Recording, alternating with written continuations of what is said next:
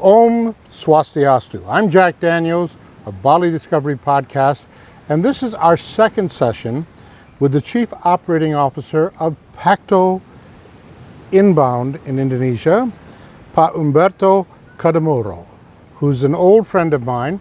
And in our first session, we hope you joined us, where he spoke about the pandemic and its effect on Bali's tourism. I'd like to spend a short bit of time in the second session in an area in which PACTO is without doubt the expert, because you've hosted perhaps the overwhelming majority of Bali's leading conferences and conventions. Most recently, World Bank and International Monetary Fund. You're probably the number one customer of the two leading conference centers, which are state-of-the-art and very large in South Bali. PACTO is no stranger to them.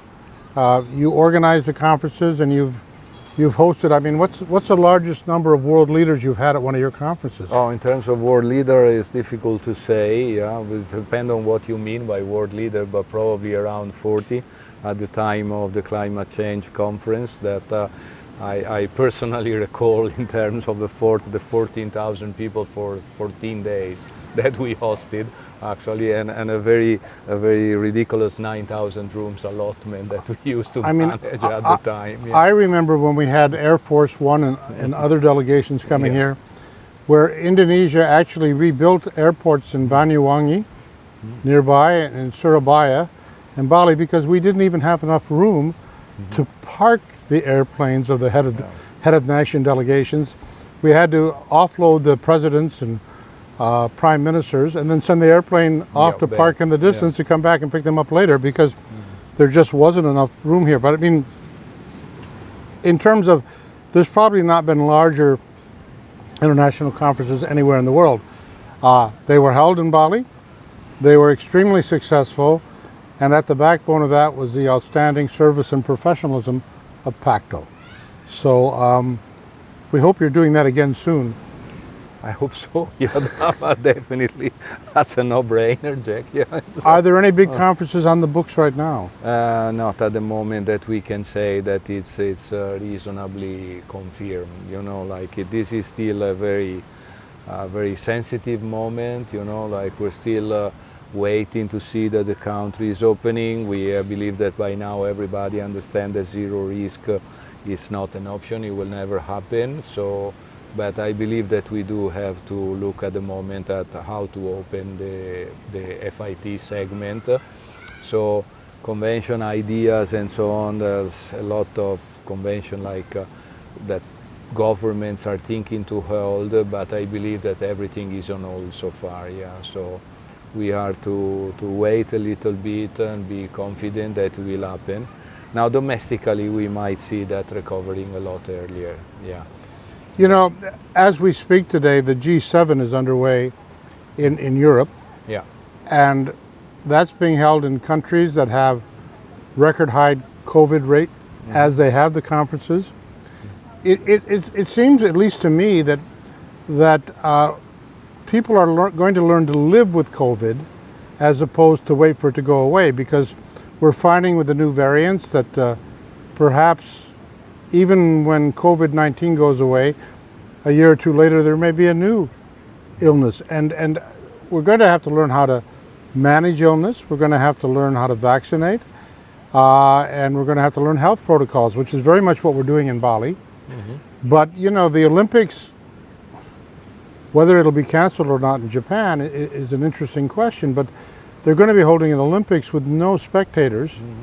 And the question, and the Japanese are classically known as almost being what I call church sparrows when it comes to illness. They get very nervous and they fly away. And that's because historically they have issues with diseases in the past, like cholera and other things, that they will get nervous and they will run very quickly. So the question is, in the middle of the Olympics, which will run for what, about 10 days or so, if suddenly we have an outbreak at the badminton matches or the soccer matches, are we closing the thing? Is everybody getting on an airplane and running for the airport?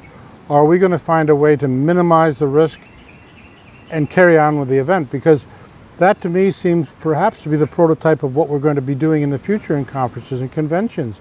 There are no guarantees going forward. What we can guarantee is that a responsible professional way of dealing with it. What do you think about that? Well, I think what, like I told you, like in the previous session, you know, it is a lot about mental. You know, it's a mental issue. Like, yes, certainly, when COVID hit first at the beginning of 2020, there were a lot of people dying, unfortunately, and there were a lot of consequences. But now, 1 year later, we are a lot readier. We know how to handle the situation. And we are definitely seeing, like, if you look at the numbers, that we are a long way from what the situation was in 2020. Now, so to me, the biggest question is, are we mentally prepared to run conference? Because when it comes to risk, and if we are looking at the number of today, which are not the numbers of a year ago, it is very reasonable to assume that it is safe. I mean, I was this morning looking at Brooklyn playing Milwaukee's in New York, you know, 20,000 people watching the game, you know. But that's probably what, 1/4 or 1/2 of the normal number.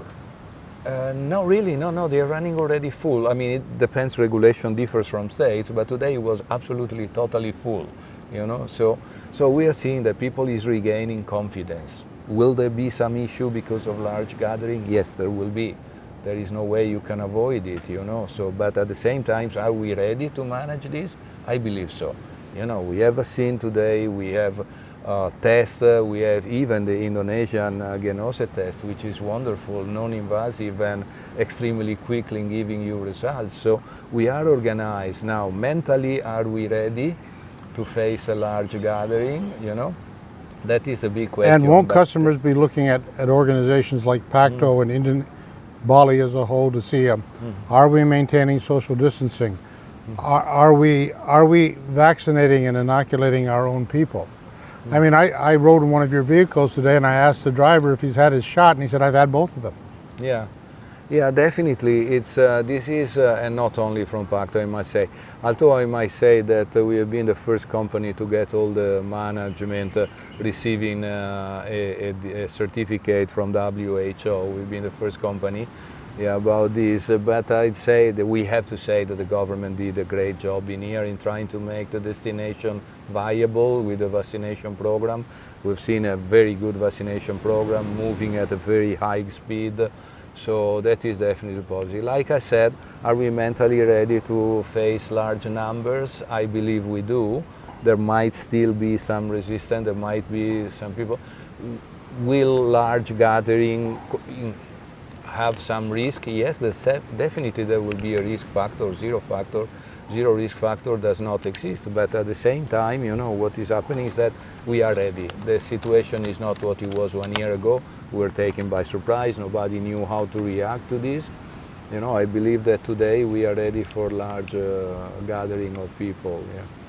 You and I have been through hell time and again. I mean, the 1998 economic crisis, the bombings of the early 2000s, political unrest, economic crisis. We've been through all these things, but it's interesting to say that one thing that's saved Bali in each instance was the domestic market. Definitely. We would not have survived. They were the first that came back, and the government stimulated that, which they're doing now. They're working on trying to bring the domestic market back. But even before the pandemic, looking at the way I measured it was in terms of arrivals at Bali's airport. I always estimated 60% of all people landing on airplanes at Bali's airport were domestic travelers. Only really 40 to 40, even though they were very valuable and long staying and spent money, only perhaps 40 to 45% were international. Now, you say now it's 100% of the domestic market. Of course, yeah. But, you know, to get back to even where we have 40% international will be, some people predict what will come back is we'll have 20% international, and there'll be higher quality, as you mentioned, spending more, and they'll be more selective. But, you know, to come back to where 40%, what about pent-up demand? We're seeing in the U.S. right now that suddenly there's this tremendous surge in travel. Yeah. that people have been home for just too long and they're suddenly saying, damn it, I want to travel again. Yeah. Will we see a release of pent-up travel demand? I mean, we have the Chinese, we have people around us. The Australians are all getting island fever. They all want to travel again. Yeah. And as soon as the regulations allow it, they're going to jump on airplanes, is my guess. And they're probably going to get a shot and do it. Can we expect a surge in demand? Perhaps That's a funny part of it. We never experience, at least in PACTO, throughout the whole crisis, a drop in demand. I mean, the most common question we get asked, or I personally get asked at least 10 times a day from our customer base is, are you open yet? So, so that is a mild way to put it. So there is no doubt in my mind that the minute that the destination will be accessible, we will see a very good spike up in booking as an arrival. There is no doubt in my mind. Now, as I said before, obviously the short haul, like you mentioned Australia, you mentioned China, India, they can't wait. I get at least 10 calls a day from India, you know, about this. So to me, the demand for Bali has never disappeared. You know, like it's the challenge of coming to Bali has to disappear. That's the point. Well, you know, just last week, TripAdvisor, the major travel platform, still identifies Bali as the favorite destination in the world based on the people who visit and click and explore Bali as a destination. Yeah, definitely. So the interest in Bali is still there. Absolutely. There is no doubt in my mind that the minute you open the border, you know, we will have a lot of demand for Bali and a lot of actual bookings. You know, so there is no doubt in my mind. Now, of course, like I said, yeah, short haul first because, you know, sometimes it reflects on people's mind. But Bali, when is Bali open? It's a daily question for me, and more than once a day. How, without giving all the company secrets away, but strategically, how are you going to handle, if I bought a major conference to Bali tomorrow, what am I going to see that's different from a conference I had 5 years ago? Nothing. But there must be things behind the scenes. Are you doing safety checks? Are you going to be all of your staff going to be immunized? Are you going to be doing sanitation things? Yeah, that's a protocol does not get established from us, as you know, but from the government. I believe that we are already very well prepared to handle CHSE. You know, so the program that the government has established, I believe, but we are actually the people who implement the procedure that is placed in there. That is why I tell you nothing before we had a procedure and tomorrow we have a different procedure. Well, it doesn't change our perception. But giving the government its credit, I think about 80 to 90% of the hotels, attractions, and restaurants in Bali have conformed to a program going for the last year by the government called the CHSE. Exactly, yeah. Which cleanliness, hygiene, safety, and environment. Yeah. But anyway, will there be a difference? Will people, or are the clients requesting different treatment or different programs? Yeah, I would say in the beginning we experienced a lot of different demands and requests from various operators, clients, and so on, to which we express our normal line of thinking. You know, it is not possible to have 100 different SOP for 100 different countries. It simply doesn't work. You know, nobody will ever be able to apply it. So what will work is what actually we have with the CHSE. What we need is to train our people to be ready, prepared, and have a good knowledge, and especially our manager be able to transfer the knowledge to our staff, you know, to all level of our staff, of one simple procedure, which is the one designed by the government, which I believe to be fairly effective. As a matter of fact, I returned to Indonesia less than 1 month ago, 2 months ago, and for example, I thought that the airport in Jakarta was way more organized than the airport in Singapore.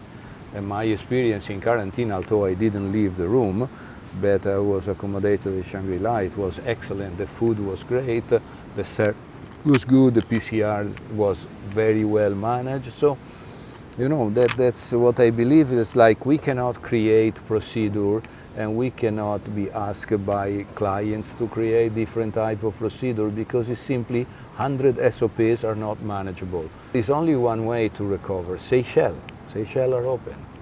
You know, no, not a problem. So there is only one way to recover. Tourists want to come on holiday. They don't want to wear a mask. They don't want to have a curfew. They don't want to have limitation within reason. So let's say, if you say that no, we are not going to open a discotheque until 7 o'clock in the morning when everybody get drunk and so to speak party and starts kissing too each closely, let's say partying too closely, yes, that makes sense. Yeah. You know, that is a proper procedure.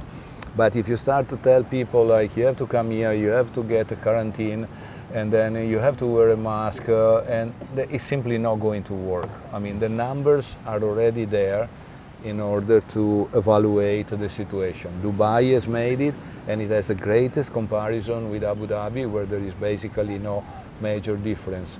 Maldives has opened, they are recording 9 dead until since the beginning, you know. So, and Seychelles is doing. But how many people have died in the Maldives of traffic accidents in the same period? Exactly. I mean, there's a threat, but if seen proportionally, yeah. how many people have died of diabetes or a heart attack? Yeah, so to me, you say like you open, when you feel ready, when you establish your procedure, when you establish what are the requirements to come in. You might be required to have a vaccine, you might be required to have only PCR test or whatever is deemed safe, but once you meet the requirement, don't give limitation. Otherwise, the client will simply not come because he has alternatives. That is the thing. Establish procedure and don't put a limit to the travel. Decide what he needs to have to be able to come in, and then let him have an holiday, because otherwise he will go holiday. So basically, I would say one thing, Jack. This is not a plus we have achieved in the last year.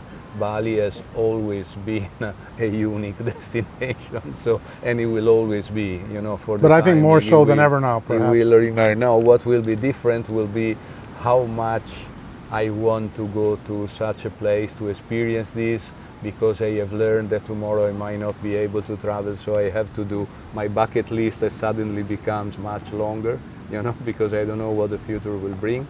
So that to me, you know, that's always been the appeal of Bali. So the appeal is the same, but the traveler will want to have it now, because It's ironic, but I remember in the early 70s when I first came to Bali, which was a long time ago now, but there used to be a travel poster from Garuda, and it was a bad translation of the Indonesian, because the Indonesian, I mean, it sounded very normal in Indonesian, but when they translated it into English, it sounded rather strange, and it said, the slogan was, they had a picture of a cremation, and they said, "See Bali before you die." okay. Which I'm sure, I mean, it didn't mean it the way it sounded, but maybe that poster could be brought back, because now we've all been reminded of our mortality. Yeah. And if you have a bucket list, put Bali at the top of that bucket list. Yeah, somehow. Yeah. And come. Listen, we're going to have our lunch. I'd like to thank Umberto of PACTO, the Chief Operating Officer for Inbound, and his team from PACTO who have helped us produce this program. I'd also like to once again thank the Tanjung Sari. We're going to show you a few pictures of this wonderfully historic hotel, a place that you should come. They have a few empty rooms. We'll ask them to hold one through you, or better yet, call PACTO and they'll do that. So we close by thanking you, listening to this Bali Discovery podcast, and saying Om Shanti Shanti Shanti Om.